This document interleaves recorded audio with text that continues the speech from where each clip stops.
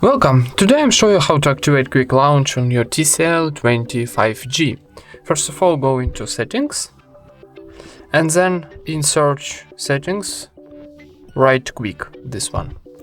And then you choose Quick Launch Camera option. And then on the screen we got a Quick Launch Camera, so activate this option.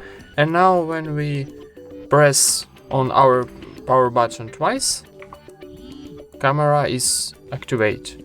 And that's it. Thank you for watching, leave thumbs ups and subscribe to our channel.